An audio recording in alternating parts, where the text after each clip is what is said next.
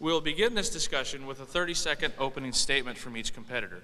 Following the opening statements will be 30 minutes of open discussion, followed by 1 minute of quiet time for the competitors to prepare their 1-minute closing statement. Competitors, in voluntary order, please stand and give your opening statements. Please direct your opening statements to the audience, and the timer will indicate when your 30 seconds has elapsed. You may now begin. 70% of farms won't transfer from first generation to second. This statistic is daunting. Transferring operations is not a topic that anyone is overly excited to discuss, but it is essential for the continuation of family farms. With the help of Farm Bureau, older generations can be encouraged to start the planning process while being given the resources to see it through. And as young farmers and ranchers, this is of the utmost importance for us to continue living the life we know and love.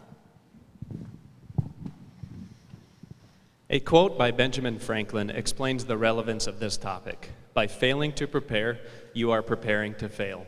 The importance of this topic is immeasurable, as the future of agriculture depends on the successful preparation of our farmers and ranchers to prepare for the generational transfer. I'm excited to discuss Farm Bureau's role in promoting legislation to preserve agriculture, providing superior succession planning resources, and most importantly, action plans we can all take back to our county farm bureaus.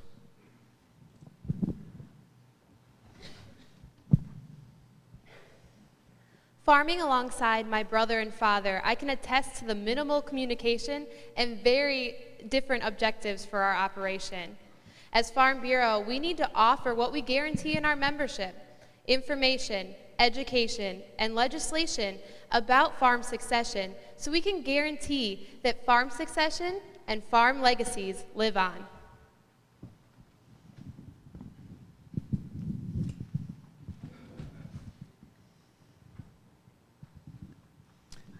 Most farmers have a pretty good idea of what they want to accomplish when it comes to succession, yet it may be a little fuzzy and undefined. In an era when farm transition is at the forefront, family relationships and communication are key to a successful transition plan. Utilizing the stages of succession model, Farm Bureau can provide the necessary leadership in order to sustain the family farm. You have heard the opening statements. The competitors may now proceed with the discussion. Competitors, please direct your discussion to your fellow panel members. Well, I think if we want to start out at somewhere, just starting out what Farm Bureau does now, what they offer. I know different states offer different things, as a state level, local level, things like that. But South Carolina, we actually have 2 full-time staff members that are just dedicated to succession planning, and they are offered to anyone that's a member of Farm Bureau free of service. Do any of you have things that we can kind of start off with as jumping off points on what your state already does to help with this planning stage? I think that one thing that my state does to start off with the succession planning is we have a legacy program. We're in the legacy program, which is sponsored by a couple of our partners as well. And with that legacy program, we assure that farmers will have the resources that they need, which I think a lot of us touched on in our opening statements. And I think that that resource piece is really important, because farmers know with the succession, the resources are going to be the part that definitely makes their section, as you said, either fail or do well. And thank you for that. And Allison, I think you started off the right way by asking what do our individual states provide our farmers and ranchers, because really it gets down to, at the grassroots level, at the County Farm Bureau, we need to make sure that we have ideas and solutions to help this process. I think the importance here will be to identify problems that we currently have so that we can prescribe a formula for the future. And I really think there's 3 things there.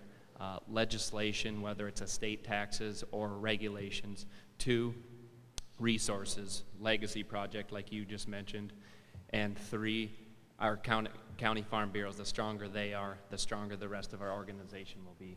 And the last thing I'd like to say on there, in my opinion, one of the biggest shortfalls we have right now is our estate taxes for agriculture. As our president, Bob Stallman, pointed out in our opening session, farmland values have risen greatly in the last 5-6 years. You know, you look at the average price of farmland in Iowa at just over $8,300. He pointed out to us that it only takes 120 acres to get to $1 million. So it doesn't take a very large farm to where you're already having to pay huge estate taxes, and we need to make sure we have legislation in place that will preserve agriculture. Any thoughts on that, Stacy? Well, yeah, I mean, the thing is that if you listen to Secretary Stallman's comments about 2 weeks ago in the press release, he almost seemed like the wind was knocked out of him, because he wanted that new farm bill to get passed because it had a lot of hope for farm secession. Not saying that it's not still around the corner, but yeah, you're right. And so therefore we have to be able to be looking ahead of it. And Allison, as you were pointing out, in Kentucky we have also some secession planners as well. And one of the things that we also have is the Ag Economics Department at the University of Kentucky has started what's called the Kentucky Farm Start. It was part of the 2008 Farm Bill that was for young farmer and ranchers in order to sustain it. Now, since 1964, the Ag Econ Department at UK has been focused on trying to make sure that farm transitions are done well. I'm not going to say that there's a relationship here, but Kentucky is 4th in the nation. Little old state of Kentucky, 4th in the nation in the number of family farms. All right, Texas, Missouri, Iowa, Kentucky. So with the focus like that on universities, Ann, what is your university doing? I'd like to focus kind of on the Farm Bureau side of it, but there are universities in several states surrounding my state and in the Midwest. And one of the Midwest universities is Iowa State University with their Farm On program, which actually sets up farmers who do not have heirs to their farm and then gives them a chance to find young farmers who are interested in taking over a production farm. And I think that we have covered so many topics already because this is such a vast issue, but I think that someone who summarized it the best was Dylan. And I know that you're talking a lot about taxes, and the taxes in the Farm Bill are a very separate issue and a very complex issue. And right now with the tax estate the way that it is, and different in every state, I'd really like to touch on something that you said about the problems with succession planning resources. And one of the major problems that I've encountered as my family has gone through a farm succession and now looks to go through another farm succession to my brother is that a lot of farm bureaus think that the solution is to hold an 8-hour workshop one day a year, and that all your farm succession solutions will be solved. And there are several other universities that do extensive, and I think that Farm Bureau needs to start focusing on extensive farm planning. This is a once-a-month thing for a year.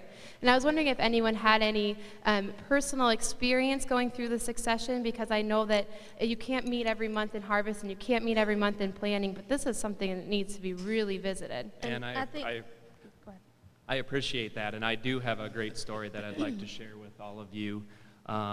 And it happened to occur in our state of Arizona.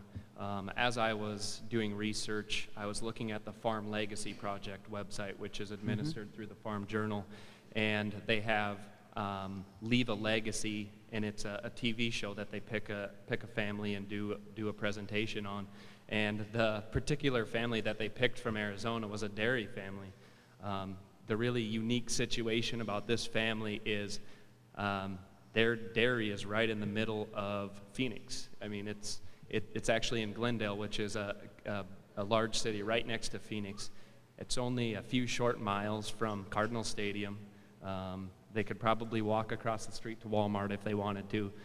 I guess the point of this story that I want to bring out is every single operation is different. Every operation has different needs. And what the individual from Arizona said, the father, is it's up to the family to take the action. But I believe the role as Farm Bureau is we can really play an intermediary, whether we are connecting the experts with the farmers or our own organization. We have professionals in our own organization that can also work with farmers, but ultimately it's up to the individual, so we need to make sure we hold them accountable and give them the best support and resources that we can. Any thoughts, ideas on that? And Dylan, I think I'm sorry, go ahead. but I think that all these points are great, but I also think we need to go back. I mean, we know what Farm Bureau does as of now. We know there's workshops, like you said. There were even workshops, on our state level. there's workshops everywhere that people can go to, but what they take out of it is only what they want to take out of it. And I think we need to step back also, and how can we start the conversation to begin with? Because if we're wanting to encourage both generations, we as young farmers need to step up and say, hey, we want to come back to the farm. You know, if there's multiple children in the family, there may be some that want to continue with the farm, some that don't. We need to figure out how we can, you know, encourage the older generations. You know, the average age of Farm Bureau members, especially on board of directors and things at these kind of meetings, are the generation that need to start thinking ahead to the future. And as young farmers, you know, we can help them to get to the resources because we are, you know, technologically savvy. We can help them get what they need to have to do that. And also, like I said, just tell them we're interested. We want to help you with this. We're not trying to force you into retirement. We're not trying to force you out of the farm. We want to be a part of the farm and do whatever we can to help, whether it's just joining them and hoping that it can support more than one family, or whether it's bringing in a niche market or, you know, adding something to the farm. Allison, you're exactly right. And one of the things that I guess I'm threw off a little bit because the Kentucky Farm Bureau as well as the American Farm Bureau are doing more than just one-day workshops. And so, you know, I went to online because I'm a little excited because they're about to unveil the elegacyproject.com, which is going to be a great asset for our farmers through American Farm Bureau. So I think that it's beautiful that I think that Kentucky Farm Bureau as well as American Farm Bureau are doing a lot more to try to sustain it. And Allison, you're correct when we're saying that it's a grassroots organization, and we have to start with that. And when you're talking about an experience, I think about the Pittman and Callaway farm that is over in West Kentucky. Four brothers from two uncles. And what it was you're talking about some young men who were in Charlotte, Indianapolis, all over the place, and they decided, hey, we need to come back home. And when they came back home, it was Farm Bureau who has been working with them at trying to do the transition plan. When I was talking to Jacob on the phone on the ride down here, he said, this has been over a year that Farm Bureau has been working with us. So he had never been to any little workshops. It was more of an investment. But here's my only concern. We're talking about short-term fix to a short-term issue, which is good. And these legacy projects can help that. But we also have to be thinking about a long-term solution, because otherwise, 20 years from now, this will be the discussion meat topic again. And so therefore, we have to think about a succession model.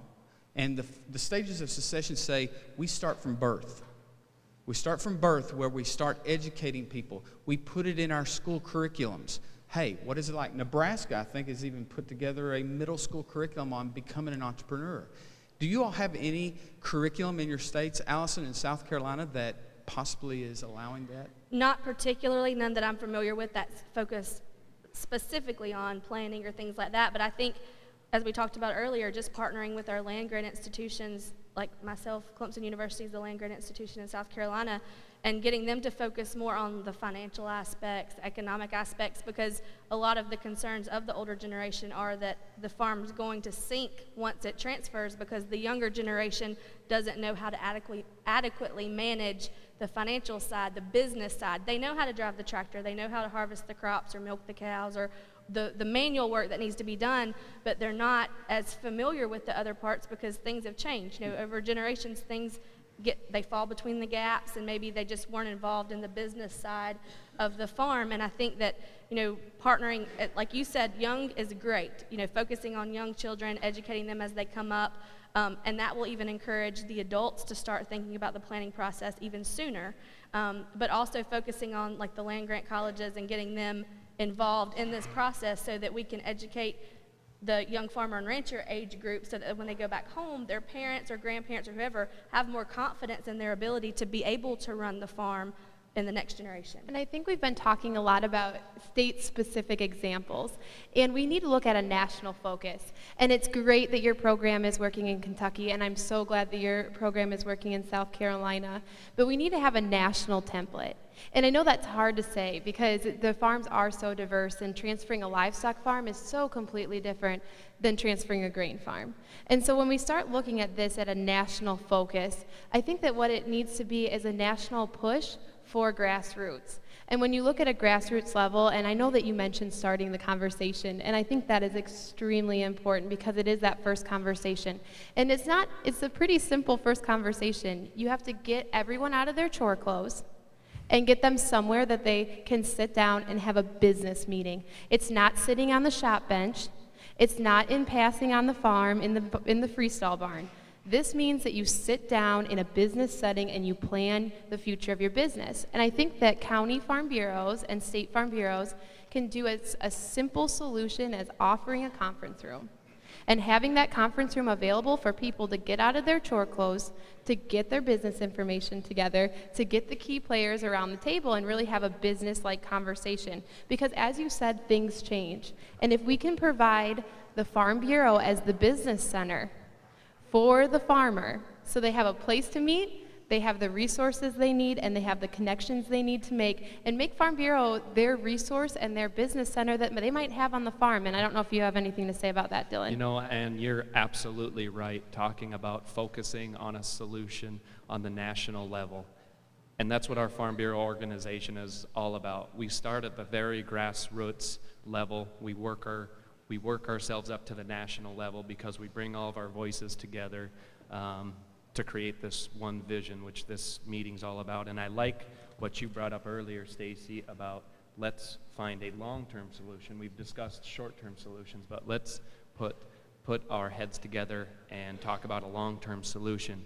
And I think an important step that we've already been doing such a great job of, and when I say we, I mean our American Farm Bureau Federation, and that is promoting legislation to preserve our industry. I think we did have a big win at as of the first of this year with the permanent setting of the estate tax exemption level at $5 million and the highest tax rate of 40%, which is up from 35% previously. But I think that should be a primary focus of ours, and if we all work together, I think Farm Bureau can bring all of agriculture together and share our voice and say, hey, we need to make sure that we have a consistent estate tax policy so we can make our plans work. You know, I looked at the past 30-year history of estate tax exemptions and rates.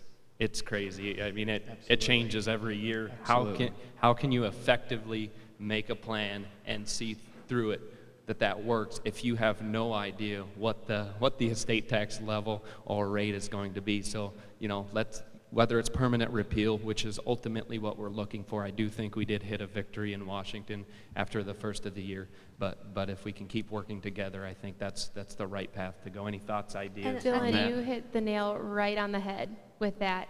And I don't know if we've all noticed, but permanent in DC is a pretty loose word. And I think that we need to encourage American Farm Bureau to not back off now that we have this permanent solution.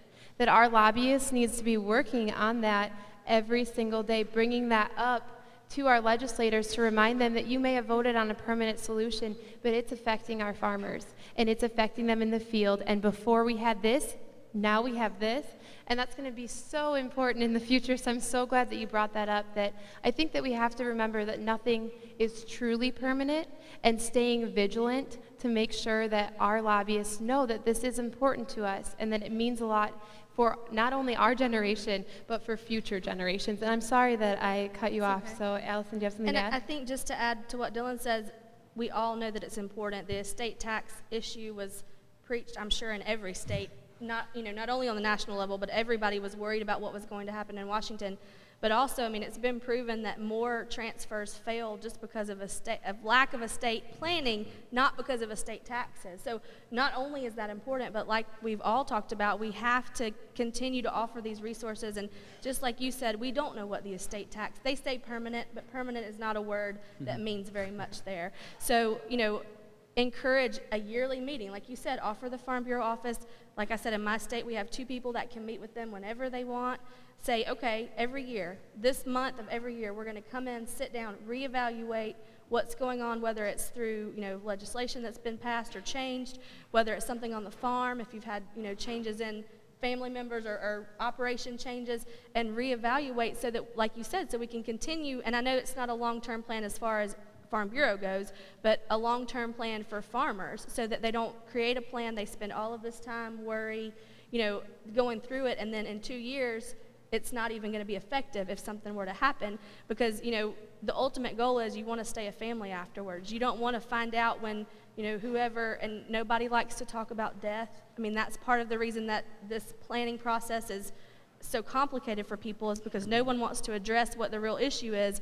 But when someone passes away and you evaluate the plan then and say, oh, well, we didn't look at that right, or that was 5 years ago, and now we have 2 more people involved in the farm, what are we going to do now? And, you want to honor the wishes of whoever is there that's starting the planning process, but we need to, as Farm Bureau members, step up and say, okay, we want to have these continued resources, and so we can address and we can educate people on what the legislation is when they're maybe not familiar with that. Allison, you're right.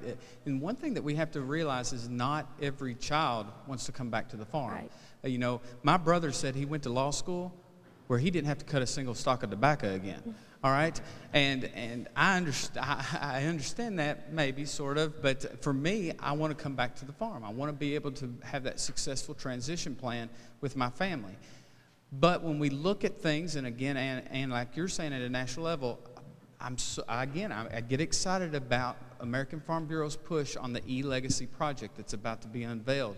One of the things that they were talking about, and it's by the creator that's working through Farm Journal magazine right now, and one of the things that he's encouraging is he's saying, look, we're going to have a matchmaker.com for farmers. So, and I'm sure you guys read the article where the Utah family found a family in Iowa that said, you know what, all of our children have left, but we want to keep this farm alive. It reminds me of the farm that my wife and I bought. It was Mr. Campbell, who was dying of cancer, and he took me out on the back of his farm, and he said, I want you to buy this. The reason why he wanted me to buy it was because he didn't want it to turn into a subdivision. And so when we think about that, Farm Bureau can also serve as that matchmaker, make me a match with finding those other farmers that can come in here. That in itself, you can work out legal aspects that can even work with the tax section that you're talking about. Stacy, you're absolutely right, and I'm hearing a lot of great ideas across the table, and we've come up with some good solutions too. I think in adding to those solutions, as we've briefly pointed out, as a Farm Bureau organization, we should play an intermediary role to connect our farmers and ranchers with the best resources out there to help them successfully prepare. Like you had mentioned, the Legacy Project, that's the e-Legacy online is brand new. I remember from John Sylvester, he gave us some information to prepare for this question, and he said, just as you mentioned, they want to partner with Farm Bureau, and we could even have Farm Bureau give our members a discounted price, a discounted monthly price, so that they have access to that online resource. It's a one-stop shop for all different tax, accounting, legal advisors. They can move along the process at their own pace. It's less stressful. Our farmers and ranchers are busy all day long. Maybe they want to set aside a certain amount of time during the night to take a look at that. But ultimately, we need to make sure that our farmers and ranchers are cognizant of the fact that they need to take action. We need to have them take action, because that's the main problem here, is they're not taking action, and they need to be prepared.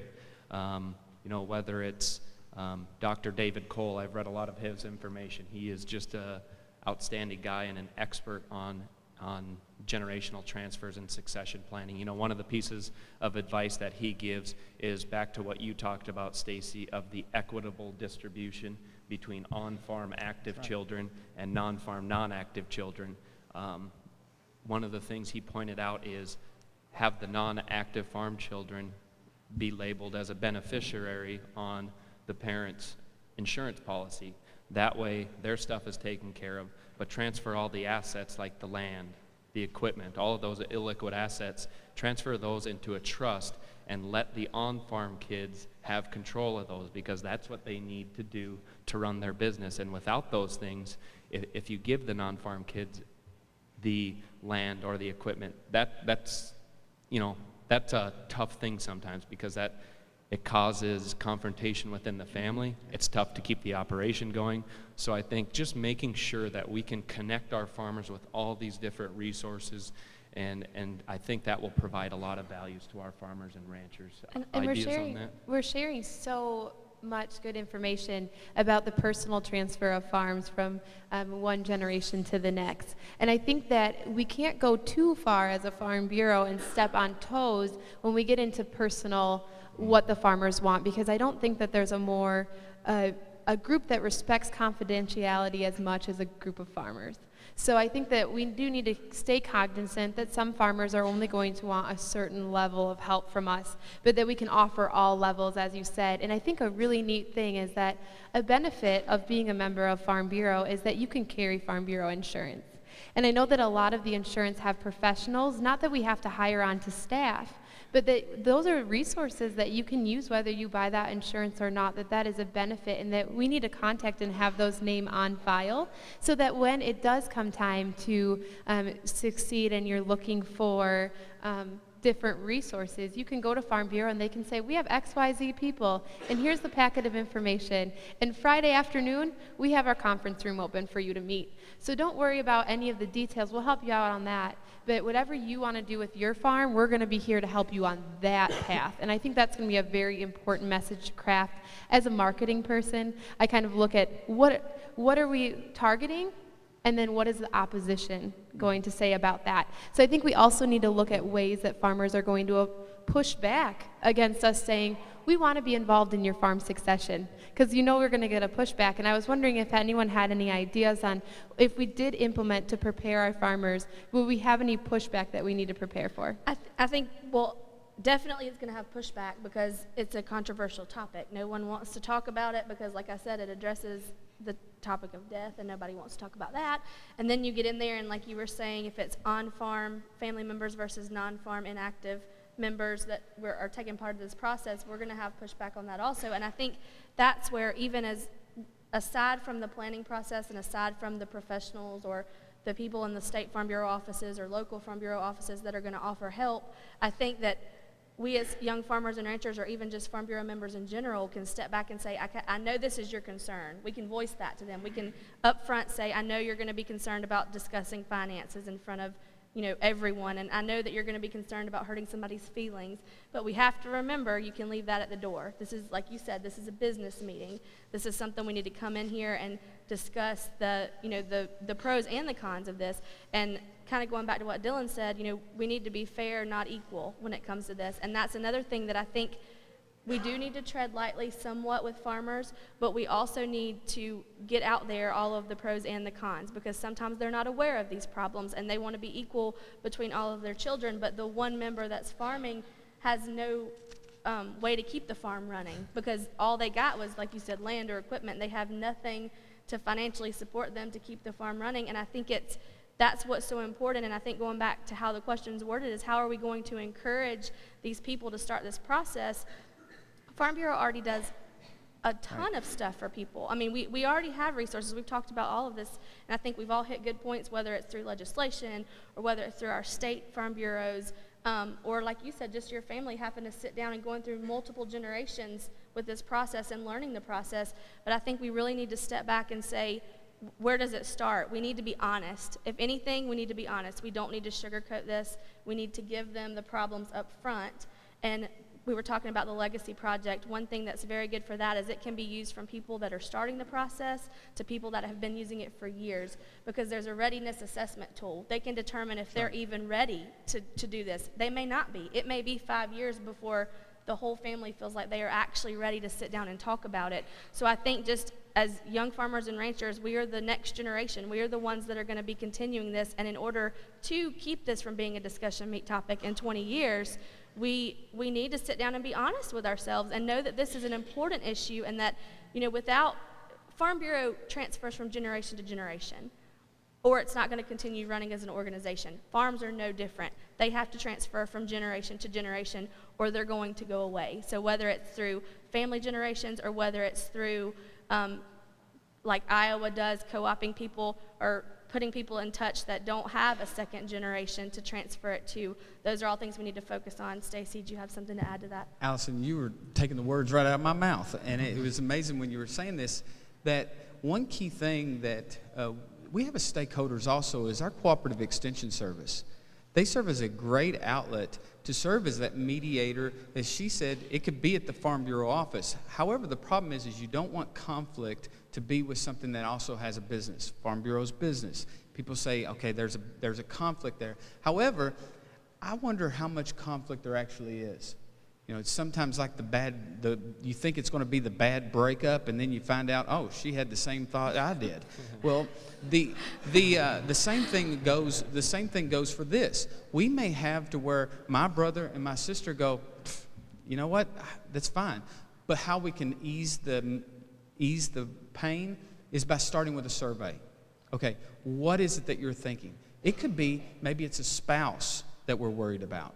And you get that all out on paper, and people are able to go back and reflect. What do you think? Stacy, you're absolutely right. And Allison, what you had said earlier about succession planning is a tough topic because it can sometimes be controversial. No one likes to talk about death.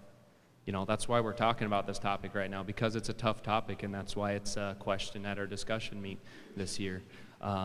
A specific action plan that I'm going to take back to my county in Arizona is I'm going to get the word out there to all. I'm going to use our county farm bureau so we can all come together and get our word out there to these farmers and ranchers and say, hey, get on it. Here's what happens when you don't successfully prepare for transferring the operation. And I think if we can do that, and I think if we can connect with our Farm Bureau members and open them up to a wide array of resources, I think that is the long-term question that will encourage our next generations of farmers and ranchers to return home and to keep our farms and ranches going inevitably. And I think that you did bring up a good point with the survey and the resources, and I think that if we can just bring together at a national template and get those resources and what it should start with so that the county farm bureaus do have somewhere to start, we are going to be on a great succession, especially since Farm Bureau is a business, but it's in the business of serving its members. And so we need to remember that part of that service is to make sure that their farms transfer to the next generation, because that's how our business stays running. So if you're going to look at it from the business side, it's not a money business. It's they're in the business of the best interest of farmers. And that's why we all joined this organization as young farmers and ranchers. And I know that you brought up a point, Allison, about marketing. And I love marketing, obviously, because I do it full time. But about the marketing, young farmers and ranchers Time has could be been marketed. called. Please prepare your closing statements. I ask that the audience remain quiet for 1 minute.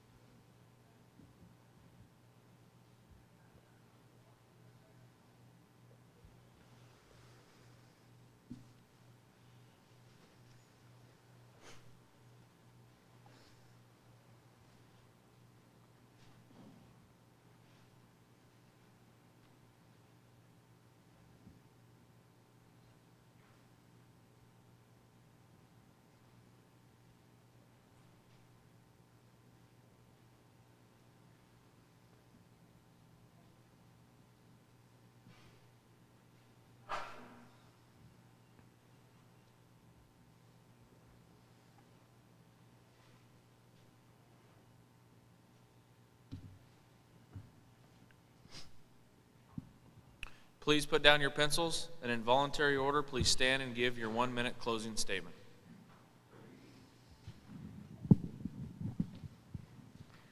Alexander Graham Bell said, "Before anything else, preparation is the key to success." I think sitting up here today, we all agree preparation is where we have to start. We have to engage in the conversation and realize that just like the theme of this convention, many voices, one vision, is the same with succession planning. No matter what generation, older or young, we all have one goal, and that's to keep the family farm running. Farm Bureau has the resources, and it is up to us to take advantage of those resources, step up, engage ourselves in the conversation, pull everyone else in to ensure that we continue to live the life that we know and love.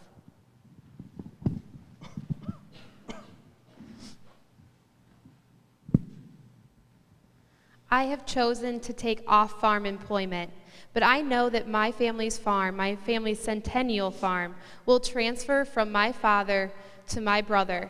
And I know that they will look to Farm Bureau for not only grassroots resources, but to be represented at a national level, as we spoke about. And it's not only that matters. What really matters is that after that, we find a permanent, more long-term solution, so that when my brother decides that he wants to leave the farm to either my children or my nieces and nephews, Farm Bureau will be there for that legacy and our farm to live on.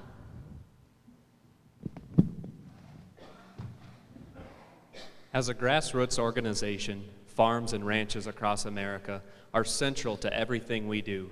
Succession planning and generational transfers are a fundamental step of every one of these family operations, and it's vital that we as a Farm Bureau organization provide our knowledge, expertise, and resources to help make this a smooth and successful process.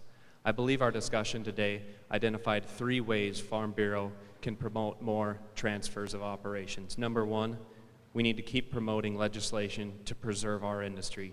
Number 2, we need to serve as an intermediary and make sure we're connecting our farmers and ranchers with good resources and let them know how important this issue is. And finally, number 3, we've identified many great action plans we can all take back to our county farm bureaus, whether it's doing a survey or whether it's just getting the word out there and making sure our farmers and ranchers are taking action.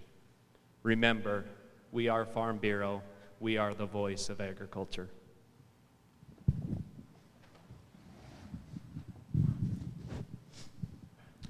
The Farm Bureau mission statement utilizes key words such as identify issues, develop solutions, and take action for a better way of life for all. And I'm excited about the conversations that we had here, guys, because what we did was we started efforts that I can take back to my family farm, efforts that I can take back to Kentucky Farm Bureau, and efforts that hopefully can lead to American Farm Bureau Federation push. We talked about buy-in from our universities. We discussed about having a national template for this, which we're going to have through the e-legacy project. Identifying tax issues is a big must. You see, the Farm Bureau mission statement is timeless. It transcends generations. It's something that I'm looking forward to in a 5-generation farm to one day pass down to my 9-month-old daughter. Thank you. Let's show these competitors our appreciation.